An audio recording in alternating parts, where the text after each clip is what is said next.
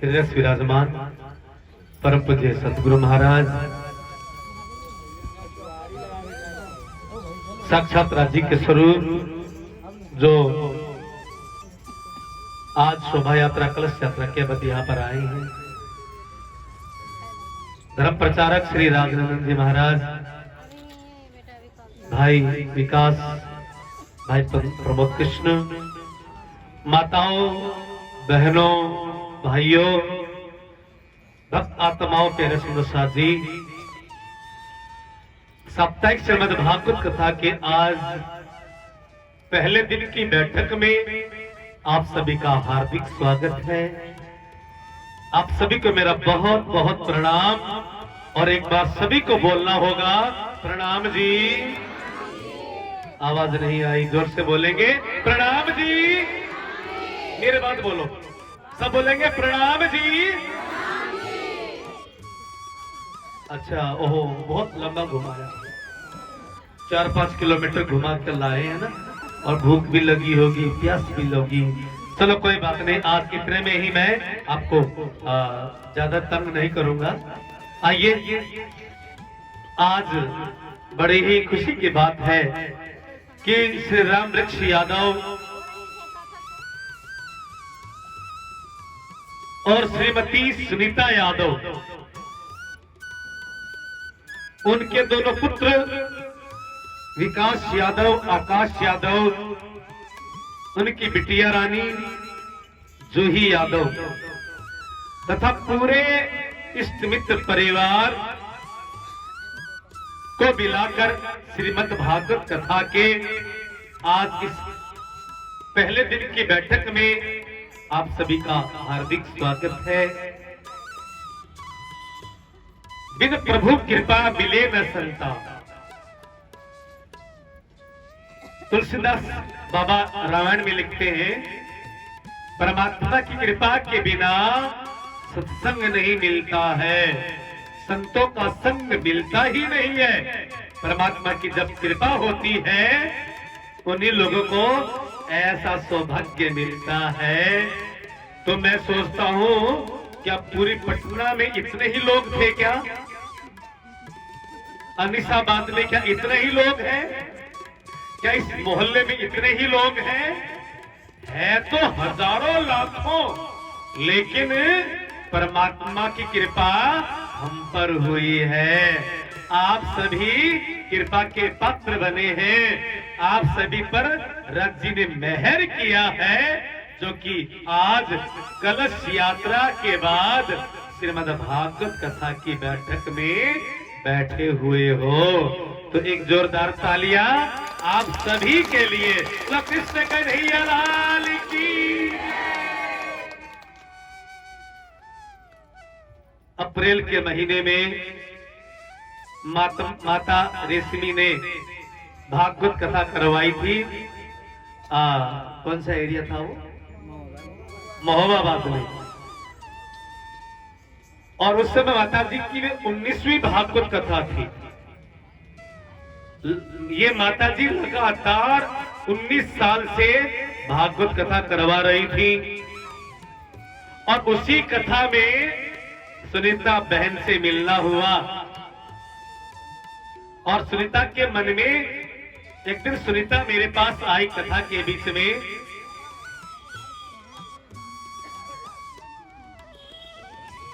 और कहने लग गई, गुरुजी आपको मेरे घर पे आना है। घर पे बुलाया, और घर पे बुलाकर कहा कि जब यह घर बना भी नहीं था, जब नीचे का हमने प्लाट जमीन खरीदा भी नहीं था, हमने पैसे दे दिए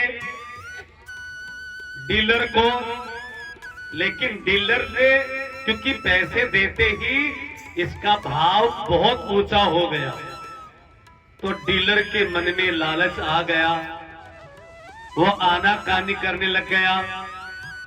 सुनीता बहन ने बताया कि तब मैंने राजी महाराज से प्रार्थना की, हे राजी महाराज, यदि हमें प्लाट मिल जाए और इस पर हमारा घर बन जाए तो मैं श्रीमद् भागवत कथा करवाऊंगी।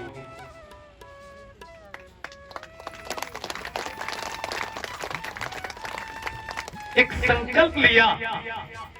देखो, इच्छाएं सबकी होती है और इच्छा दो तरह की होती है। किसी के पास पैसा आ जाए, एक व्यक्ति के पास, कई लोग क्या होते हैं जिनके पास ज्यादा पैसा आ जाता है ना, वो फिर शराब पीने लगता है, होटल में नाच गान में चला जाता है, जुआ खेलने लग जाता है। लेकिन जब भक्तों के पास पैसा आता है तो क्या सोचते हैं, हमारा कोई काम बन जाए, हमारा बंगला बन जाए, हमारा मकान बन जाए, हमारा काम सिद्ध हो जाए तो हम भागवत कथा करवाएंगे, कोई अच्छा काम करवाएंगे। इच्छा दोनों की ही है, एक अच्छी सद इच्छा है, एक बुरी इच्छा है। और ध्यान रखना, आप जब भी कोई सद इच्छा करोगे तो परमात्मा उस इच्छा को पूरी करते हैं। आज नहीं तो कल, कल नहीं तो परसों, परसों नहीं तो बरसों के बाद हमारी हर इच्छा, जो अच्छी अच्छी इच्छा मन में लेंगे वो पूरी करते हैं। तो सुनीता बहन ने ये इच्छा व्यक्त की कि यदि हमारा काम बन गया तो हम भागवत कथा करवाएंगे। तो इनका काम पूरा हुआ। कन्हैया ने, श्री राजी महाराज ने इनकी इच्छा पूरी की। और आज कितना सुंदर दिन है, अप्रैल के महीने में, यानी कि 6 महीने पहले ही बहन जी ने ये कथा बुक करवा दी थी। ये पिछले अप्रैल को कब आया था? हाँ, 2 साल पहले, लगभग 2 साल होने वाले। पिछले अप्रैल को आए थे ना, इसी अप्रैल को, इसी अप्रैल को माता जी के 6 महीने पहले ही मुझे सुनीता बहन ने, जब यहाँ आए, रामवृक्ष यादव भी थे, पूरा परिवार था, तब कहा कि गुरुजी हमारी इच्छा है प्रबोधिनी एकादशी, आज कौन सा दिन है? देव उठनी 11 एकादशी है।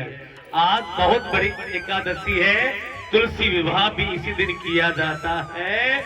और बहुत सुंदर, आज इतनी शादियां हैं, अबूझ सावा बोलते हैं, बिना पंचांग देखे, बिना समय देखे आज के दिन विवाह कर देते हैं। आज के दिन सभी 33 कोटि देवी देवता, स्वयं भगवान विष्णु भी जो सोए हुए थे या आराम कर रहे थे, आज उठ गए। और आज के दिन ही 6 महीने पहले इस परिवार ने संकल्प लिया था कि हम देव उठनी एकादशी को भागवत कथा प्रारंभ करवाएंगे। तो आज हम सुंदर कलश यात्रा के साथ, मालूम है कलश यात्रा करने से क्या होगा? कलश यात्रा करने से जिन जिन माताओं ने, बहनों ने कलश यात्रा की है, जिन जिन भाइयों ने कलश यात्रा में सेवा दी है, जो झंडा उठाकर चल रहे थे, जो नाच रहे थे, जो कीर्तन गा रहे थे, उनके जीवन के कलेश समाप्त हो जाते हैं। कलश उठाने से कलेश खत्म हो जाते हैं।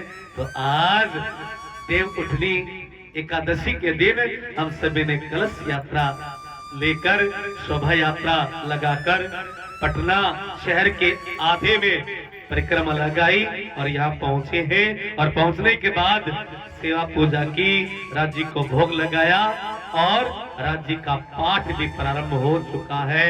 साप्ताहिक पाठ चलता रहेगा।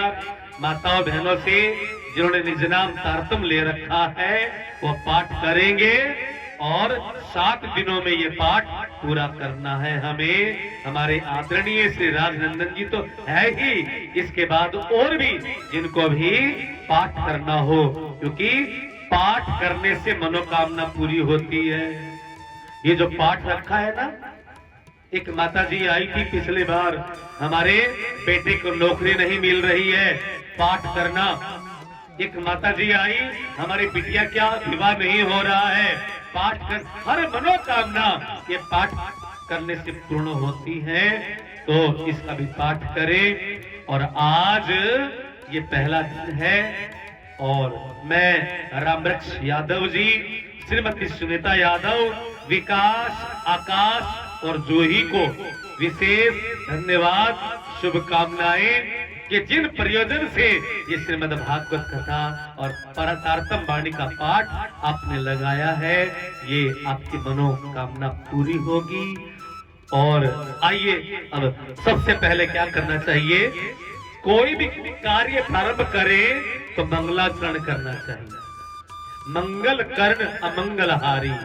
किसी भी काम को प्रारंभ करने से पहले यदि हम मंगलाचरण करते हैं तो हमारा कोई भी काम अधूरा नहीं रहता है। और मंगलाचरण का मतलब परमात्मा को याद करना। अच्छा एक बात कहूं, कई लोग सोचते हैं कि आप सब बोलते हैं कि भगवान को याद करो याद करो, तो याद हम भगवान को याद करेंगे तो बदले में भगवान हमें क्या देंगे, क्या देंगे मालूम है? याद करोगे तो याद शब्द को जरा उल्टा करना। हाँ, क्या बन गया? दया।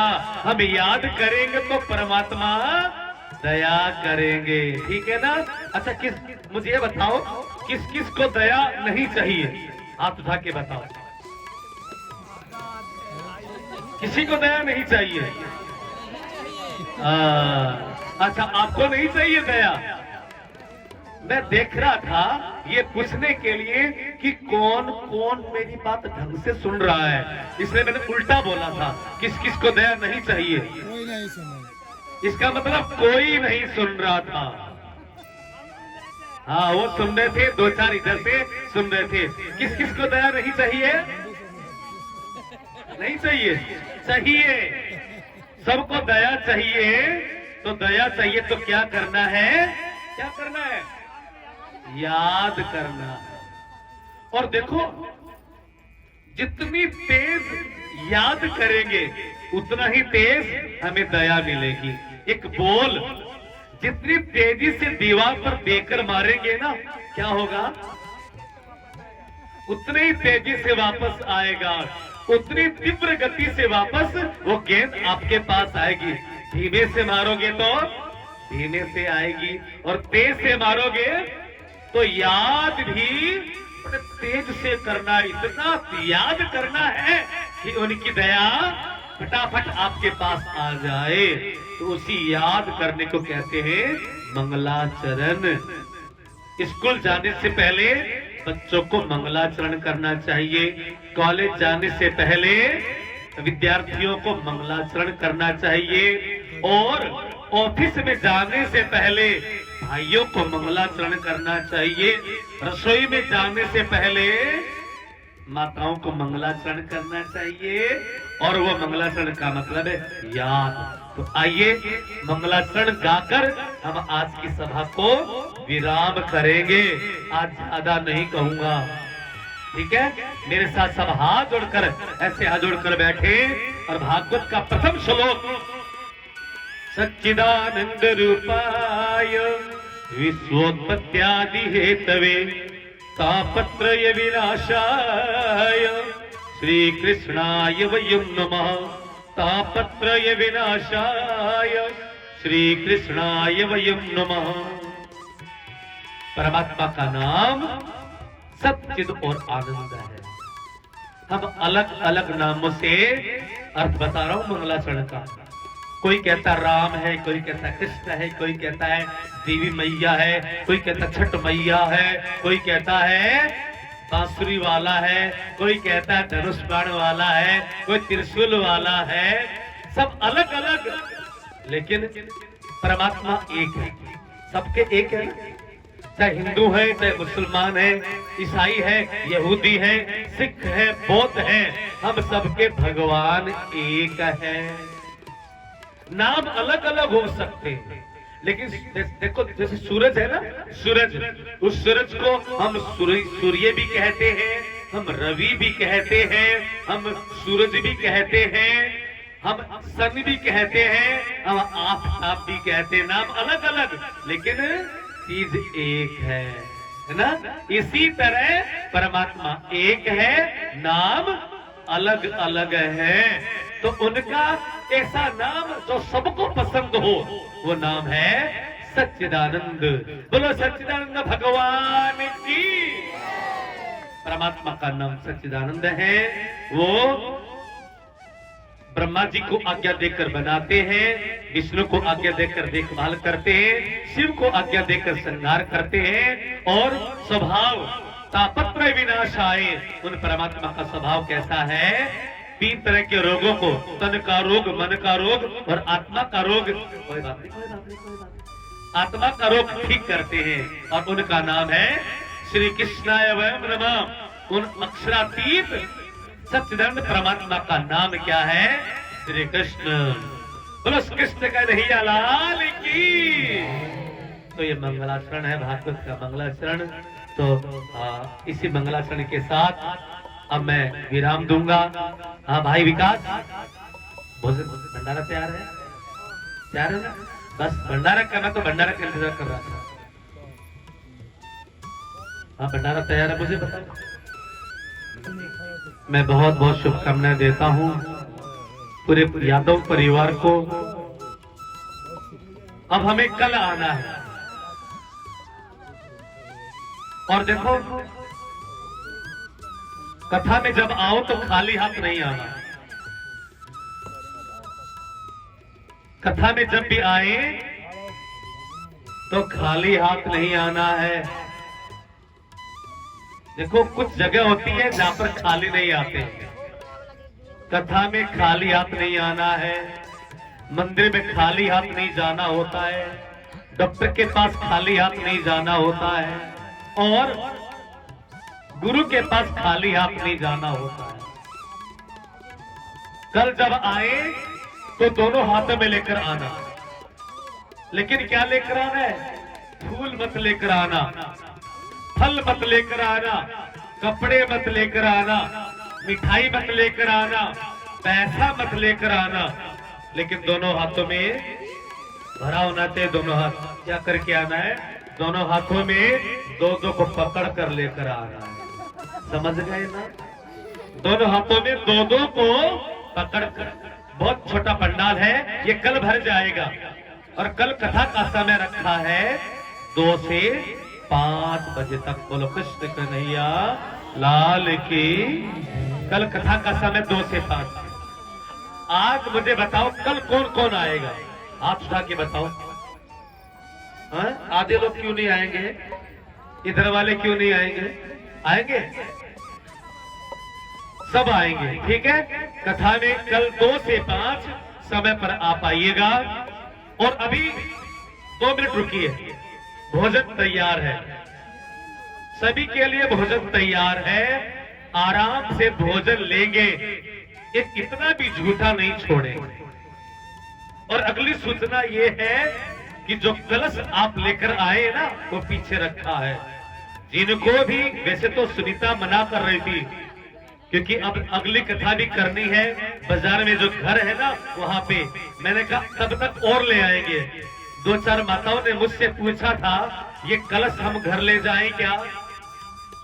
तो आप जिनको भी कलश घर पे ले जाना है तो कलश 321 रुपए कलश भी, और ऊपर जो नारियल है वो भी भागवत की जब पूर्णाहुति हो जाएगी ना उस दिन आप 321 रुपए। तो मना कर रही थी कि नहीं हम अगली कथा तक रखेंगे। मैंने कहा अगली कथा तक दोबारा और आ जाएंगे। जिनको भी लेके जाना है 321 रुपए देकर। हमारे रास बिहारी कहाँ है? तुम यही हो ना? ये उसकी ड्यूटी लगाएंगे। रास बिहारी की ड्यूटी है 321 रुपए ले लेना, उनका नाम लिख लेना, और जब पूर्णाहुति हो जाए, पूर्णाहुति तक ये कलश यही रहेंगे। उसके बाद आप अपने में ले जाना, मंदिर में रखना, बहुत शुभ होता है।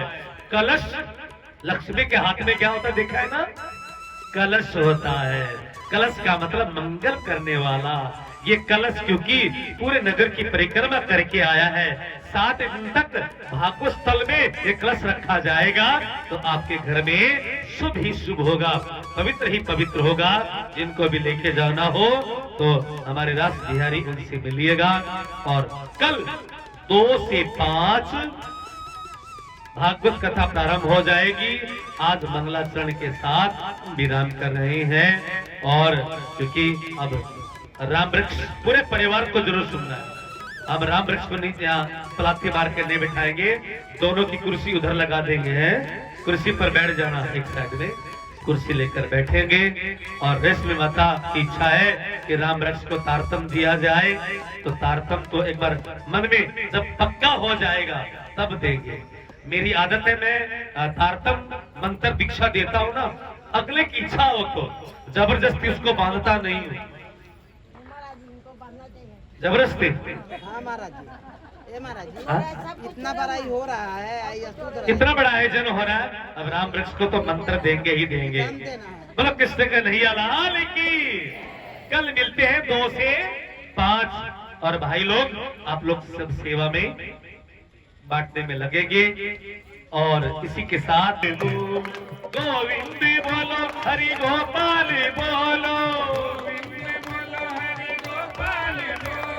गोविंद बोलो, हरि गोपाल बोलो, गोविंद बोलो, हरि गोपाल बोलो। राधा रमण हरि श्री कृष्ण बोलो, राधा रमण हरि श्री कृष्ण बोलो। गोविंद बोलो, हरि गोपाल बोलो, गोविंद बोलो, हरि गोपाल बोलो। केशव की जय जय, माधव की जय जय, केशव की जय जय, माधव की जय जय, केशव की जय जय, माधव की जय जय, केशव की जय जय, माधव की जय जय। मोरी मुकुट बंसी वाले की जय जय, मोरी मुकुट बंसी वाले की जय जय। गोविंद बोलो, हरि गोपाल बोलो, गोविंद बोलो, हरि गोपाल बोलो।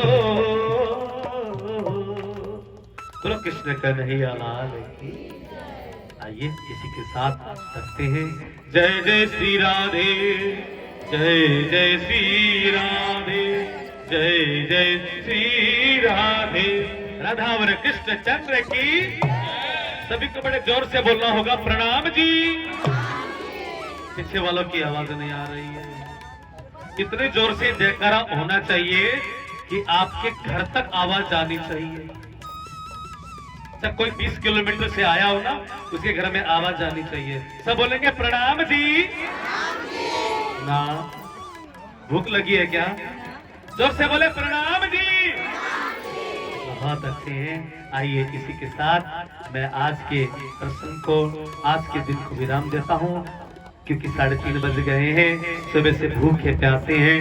और वो पाप मुझे क्यों लगे हैं? पाप मुझे लगेगा, भूखे है ना, इसलिए आइए अब आरती होगी।